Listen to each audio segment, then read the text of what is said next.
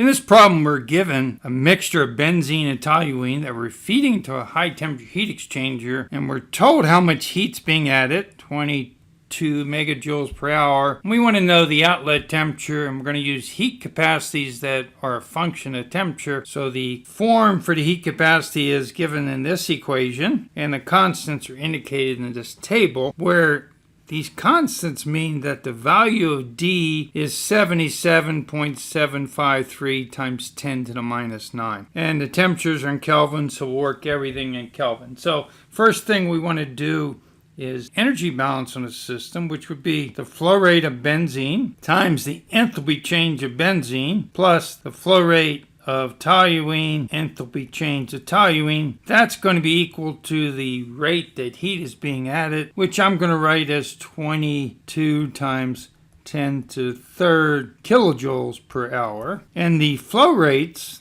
so flow rate of benzene is the mole fraction of benzene times the total flow rate. The mole fraction 0.7, total flow rate 540 moles per hour. And so 378 moles hour of benzene, and we can do the same calculation for toluene. Okay, so let's look at what this term looks like for benzene. So it's going to be integral 150 C is 423 Kelvin. The final temperature we don't know. That's what we're trying to determine. And then we have constants, A, B, are these values out of the table. And we have equivalent for toluene. So if we were to integrate this, and we have T evaluated between these two limits, and then T squared over 2, so T squared, again, minus the limit squared, and likewise T cubed over 3. Minus that inlet temperature cubed, and finally T to the fourth over 4. We do the integration, so T to the fourth minus 423 to the fourth. Well, we're going to have the exact same form, but for toluene, so we could multiply, so let's remember this is delta H for benzene. We can multiply them by the flow rates and factor out terms. So let me write that down.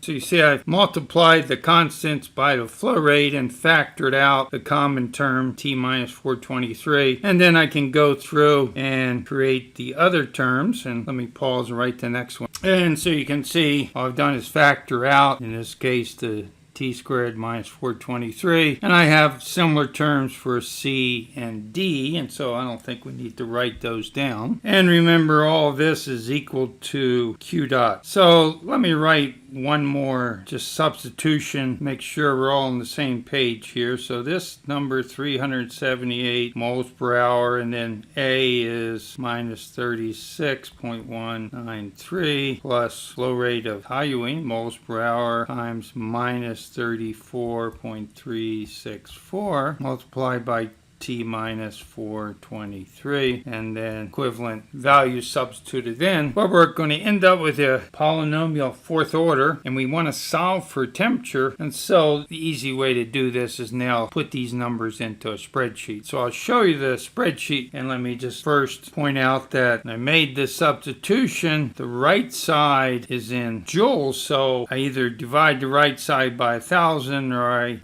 I write the left side in joules is 10 to the minus 6, right? So this is joules per hour. Make sure units are consistent because the heat capacities are in joules, whereas the Q value that I wrote down here was in kilojoules. In the spreadsheet, I just worked in kilojoules. That seemed easier. I end up with an outlet temperature of 625 Kelvin. So let's look at that spreadsheet. So in the spreadsheet, I put in the flow rates here, put in the constants, inlet temperature. Let's solve for this outlet temperature.